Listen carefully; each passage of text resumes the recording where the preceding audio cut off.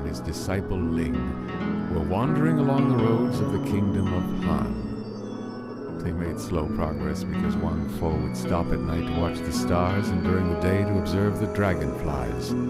They carried hardly any luggage because Wang Fo loved the image of things and not the things themselves, and no object in the world seemed to him worth buying except brushes, pots of lacquer and china ink, and rolls of silk and rice paper. They were poor because Wang Fo would exchange his paintings for a ration of boiled millet and paid no attention to pieces of silver. Ling, his disciple, bent beneath the weight of a sack full of sketches, bowed his back with respect, as if he were carrying the heaven's vault. Because for Ling, the sack was full of snow-covered mountains, torrents in spring, and the face of the summer moon. Ling had not been born to trot down the roads, following an old man who seized the dawn and captured the dusk. His father had been a banker who dealt in gold. His mother, the only child of a jade merchant who had left her all his worldly possessions, cursing her for not being a son. Ling had grown up in a house where wealth made him shy. He was afraid of insects, of thunder, and the face of the dead. When Ling was 15, his father chose a bride for him, a very beautiful one, because the thought of the happiness he was giving his son consoled him for having reached the age in which the night is meant for sleep. Ling's wife was as frail as a reed, childish as milk, sweet as saliva, salty as tears.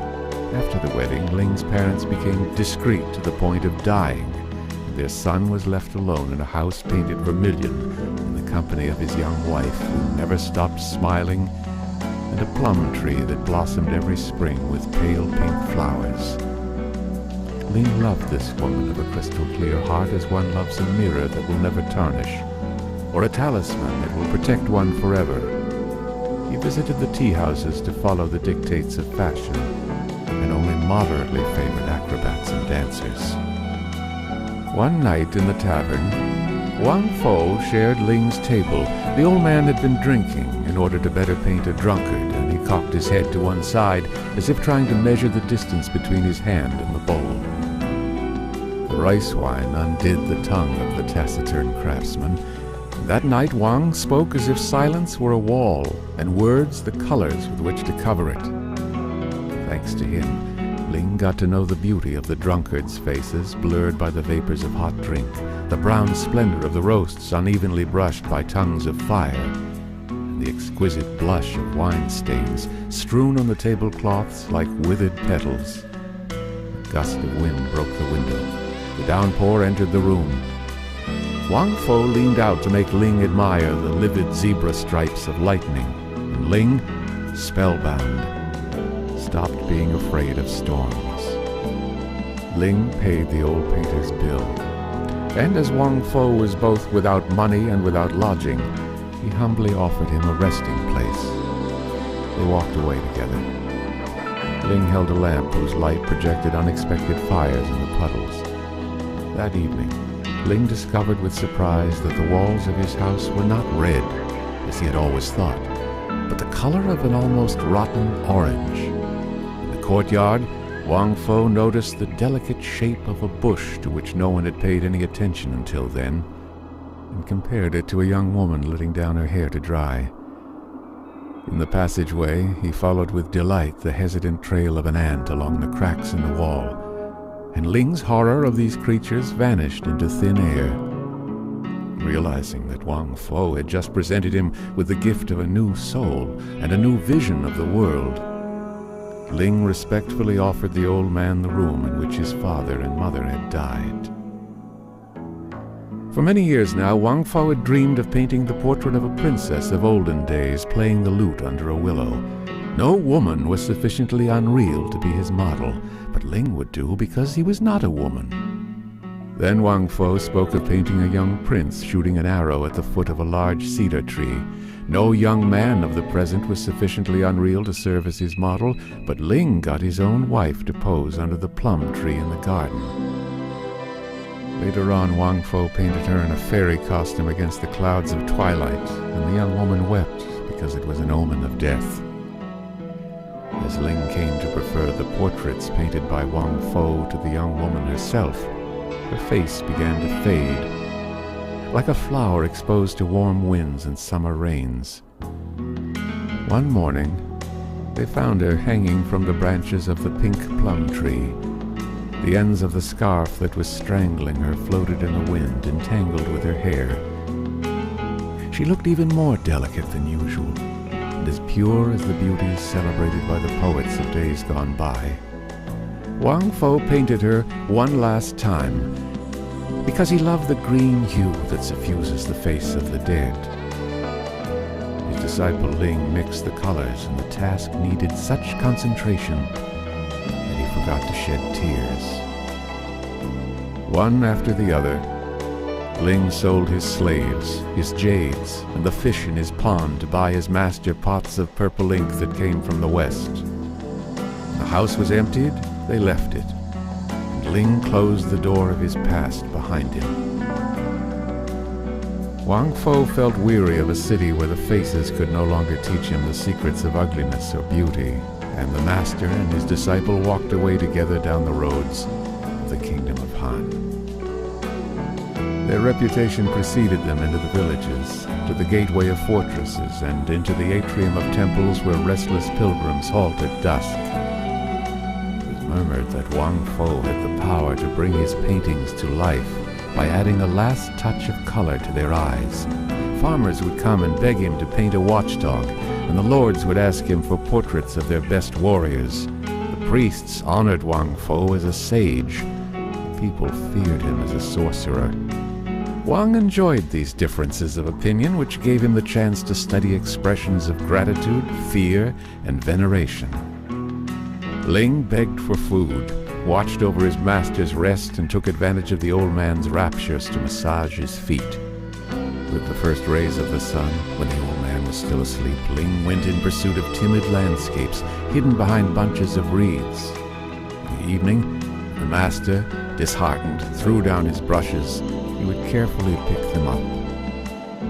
When Wang became sad and spoke of his old age, Ling would smile and show him the solid trunk of an old oak. When Wang felt happy and made jokes, Ling would humbly pretend to listen.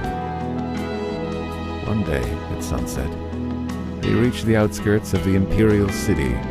Ling sought out and found an inn in which Wang could spend the night. The old man wrapped himself up in rags, and Ling lay down next to him to keep him warm, because spring had only just begun, and the floor of beaten earth was still frozen. At dawn, heavy steps echoed in the corridors of the inn. They heard the frightened whispers of the innkeeper, and orders shouted in a foreign, barbaric tongue. Ling trembled, remembering that the night before he had stolen a rice cake for his master's supper. Certain that they would come to take him to prison, he asked himself who would help Wang Fo ford the next river on the following day. The soldiers entered carrying lanterns.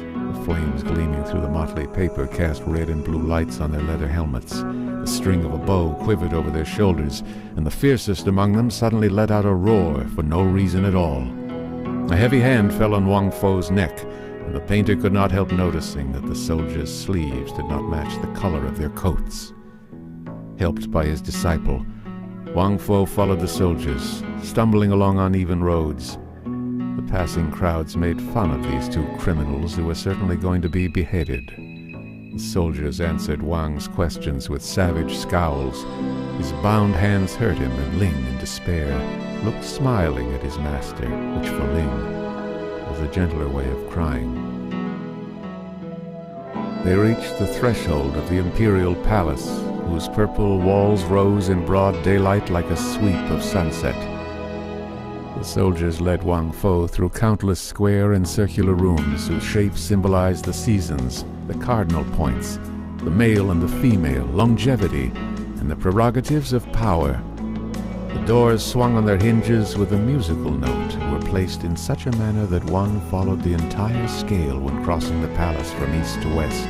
Everything combined to give an impression of superhuman power and subtlety, and one could feel that here the simplest orders were as final and as terrible as the wisdom of the ancients. At last the air became so thin and the silence so deep that not even a man under torture would have dared to scream. The eunuch lifted a tapestry. The soldiers began to tremble like women, and the small troop entered the chamber in which the Son of Heaven sat on a high throne. It was a room without walls, held up by thick columns of blue stone. A garden spread out on the far side of the marble shafts, and each and every flower blooming in the greenery belonged to a rare species brought here from across the oceans. But none of them had any perfume, so that the celestial dragon's meditations would not be troubled by fine smells. Out of respect for the silence in which his thoughts evolved, no bird had been allowed within the enclosure, and even the bees had been driven away. An enormous wall separated the garden from the rest of the world, so that the wind that sweeps over dead dogs and corpses on the battlefield would not dare brush the Emperor's sleeve. The celestial master sat on a throne of jade. His hands were wrinkled like those of an old man, though he had scarcely reached the age of 20. His robe was blue to symbolize winter, and green to remind one of spring. His face was beautiful, but blank, like a looking-glass placed too high, reflecting nothing except the stars and the immutable heavens. To his right stood his minister of perfect pleasures, and to his left his counselor of just torments. Because his courtiers lined along the base of the columns always lent a keen ear to the slightest sound from his lips, he had adopted the habit of speaking in a low voice. "Celestial dragon," said Wang Fo, bowing low, "I am old, I am poor, I am weak. You are like the summer, I am like winter. You have 10,000 lives. I have but one, and it is near its close. What have I done to you? My hands have been tied, these hands that never harmed you. You ask what you have done to me, old Wang Fo," said the Emperor. His voice was so melodious that it made one want to cry. He raised his right hand, to which the reflections from the jade pavement gave a pale sea-green hue like that of an underwater plant. Wang Fo marveled at the length of those thin fingers, and hunted among his memories to discover whether he had not at some time painted a mediocre portrait of either the Emperor or one of his ancestors that would now merit a sentence of death. But it seemed unlikely, because Wang Fo had not been an assiduous visitor at the imperial court. He preferred the farmers' huts, or, in the cities, the courtesans' quarters and the taverns along the harbor where the dockers liked to quarrel. "You ask me what it is you have done, old Wang Fo?" repeated the Emperor, inclining his slender neck toward the old man, waiting attentively.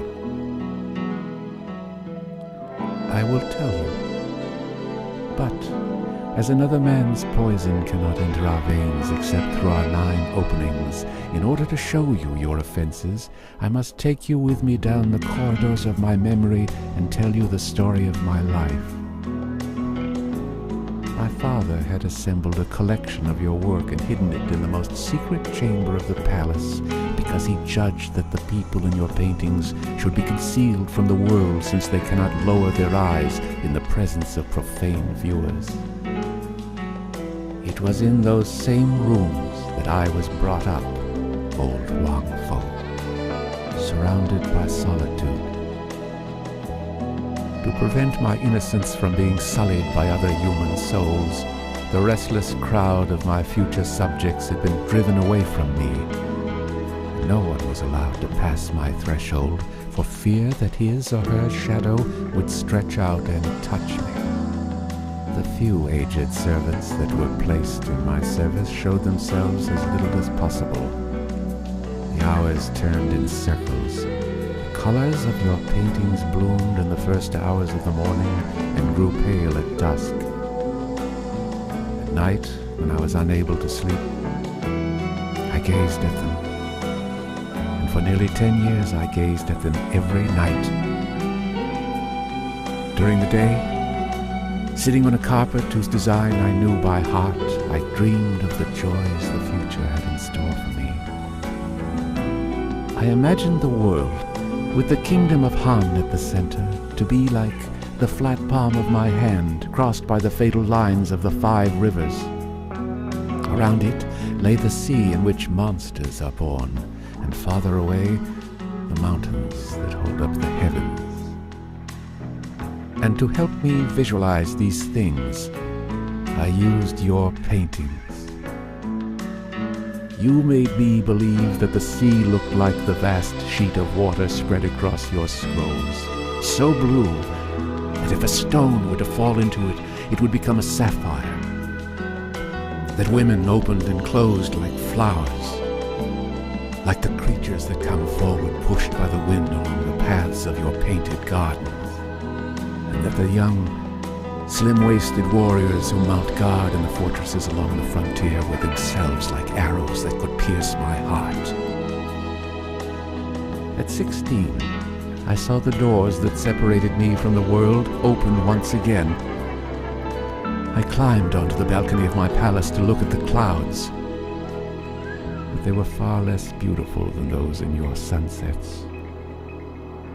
I ordered my litter, bounced along roads on which I had not foreseen either mud or stones.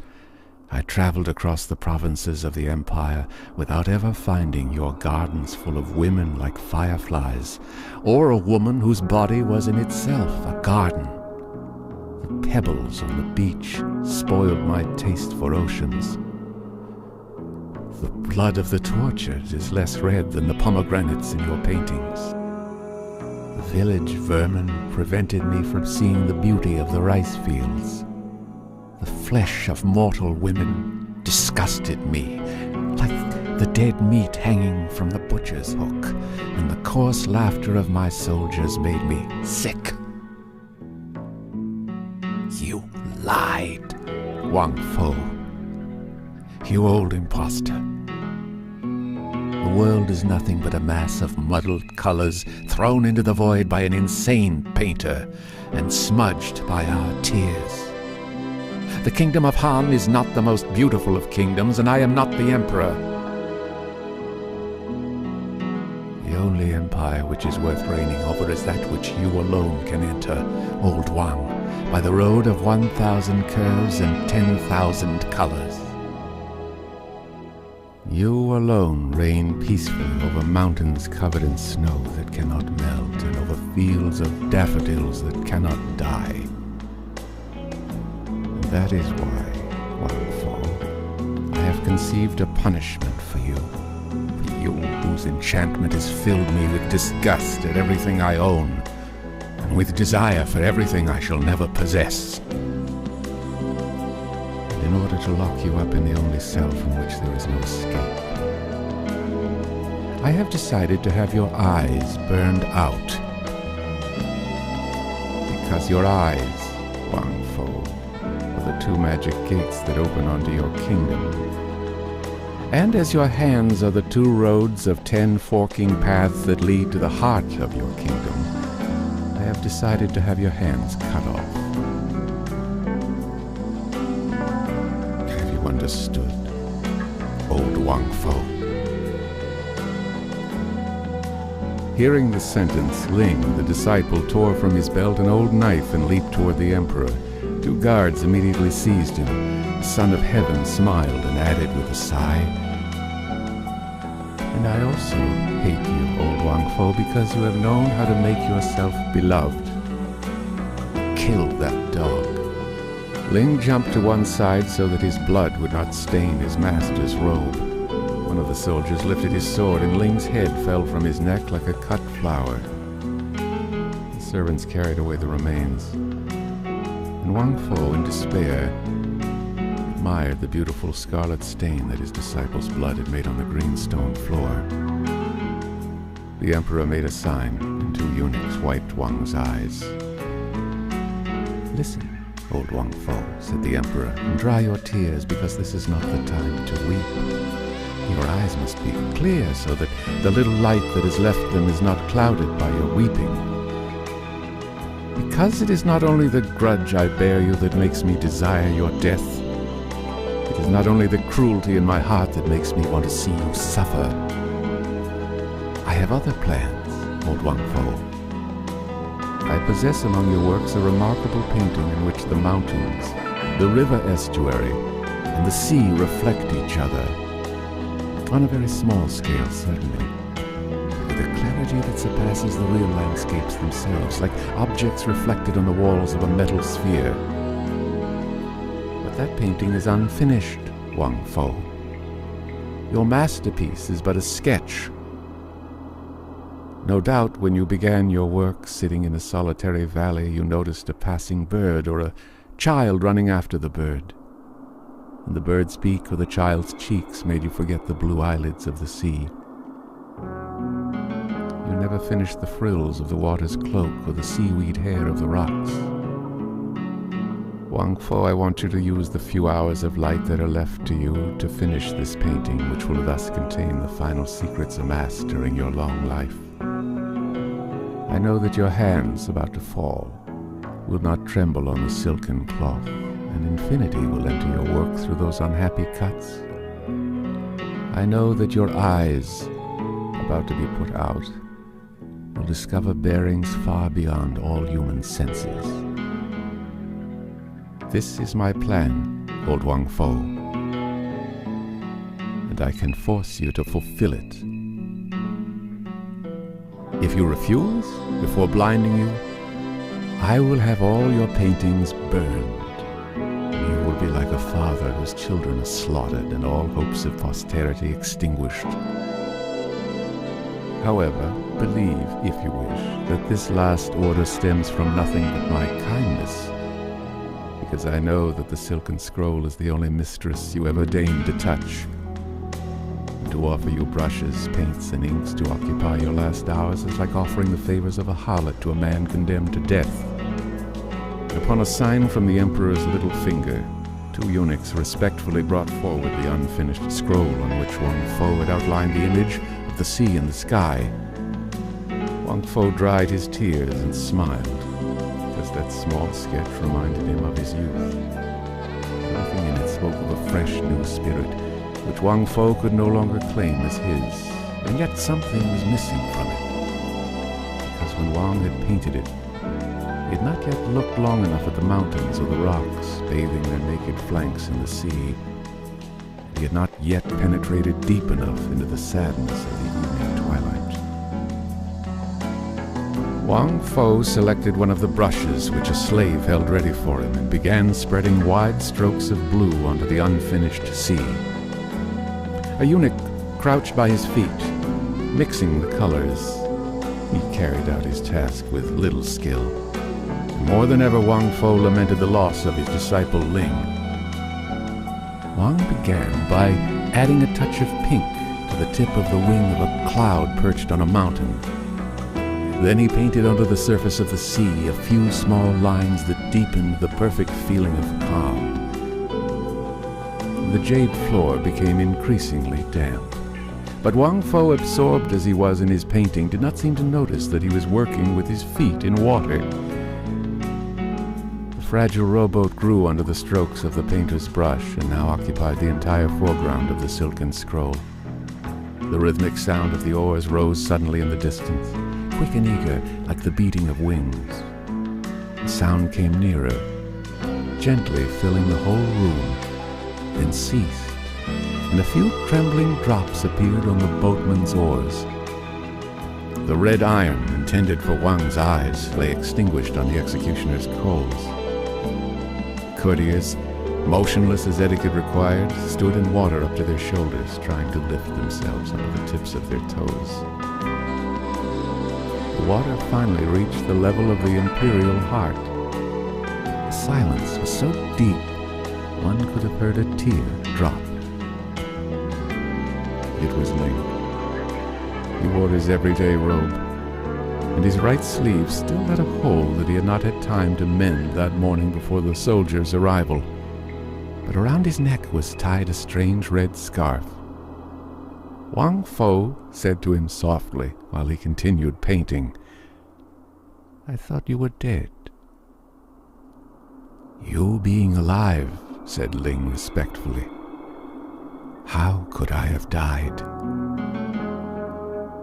And he helped his master into the boat. The jade ceiling reflected itself in the water so that Ling seemed to be inside a cave. The pigtails of the submerged courtiers rippled up toward the surface like snakes, and the pale head of the emperor floated like a lotus. "Look at them," said Wang Fo sadly. "These wretches will die if they are not dead already. I never thought there was enough water in the sea to drown an emperor.